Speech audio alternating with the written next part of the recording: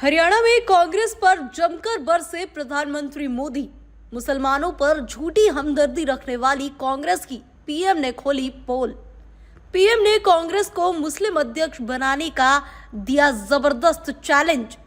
PM बोले, इतनी हमदर्दी है तो कांग्रेस मुस्लिम को अध्यक्ष बनाए। हरियाणा के हिसार में पीएम मोदी ने वक्फ संशोधन कानून को लेकर कांग्रेस पर जमकर हमला बोला है।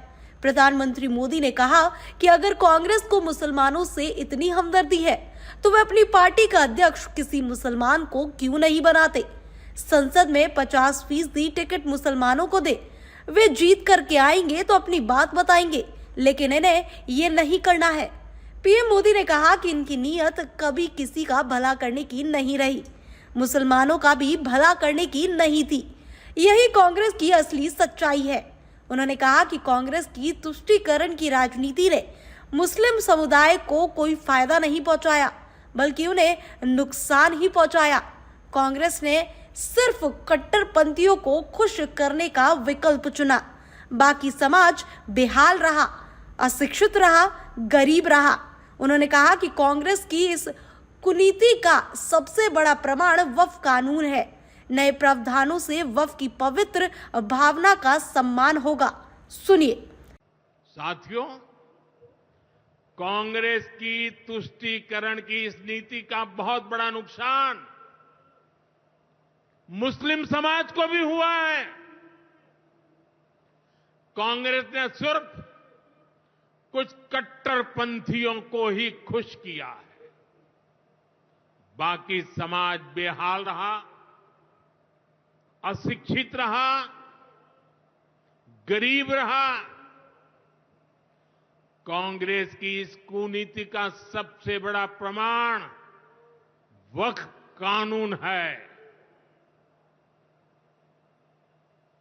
देश आजाद होने के बाद 2013 तक वक्फ का कानून चलता था, लेकिन चुनाव जीतने के लिए, तुष्टीकरण की राजनीति के लिए, वोट बैंक की राजनीति के लिए प्रधानमंत्री मोदी ने आगे कहा कि वक्फ के नाम पर लाखों हेक्टेयर जमीन है। अगर वक्फ संपत्तियों का लाभ जरूरतमंदों को दिया जाता तो उन्हें फायदा होता, लेकिन इन संपत्तियों का फायदा भूमाफियाओं को मिला। इस संशोधित वक्फ कानून से गरीबों की लूट बंद होगी। सुनिए। कांग्रेस ने इतने सालों तक चल रहे वक्फ के कानून में आनन फानन संशोधन कर दिया ताकि चुनाव में वोट पा सके। वोट बैंक को खुश करने के लिए इस कानून को ऐसा बना दिया कि बाबा साहब आंबेडकर के संविधान की ऐसी की तैसी संविधान से ऊपर कर दिया।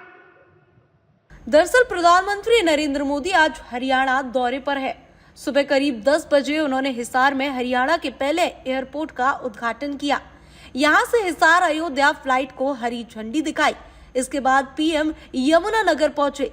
यहाँ उन्होंने 800 मेगावाट के थर्मल पावर प्लांट की यूनिट, कंप्रेस्ड बायोगैस प्लांट का शिलान्यास और रेवाड़ी बाईपास का उद्घाटन किया।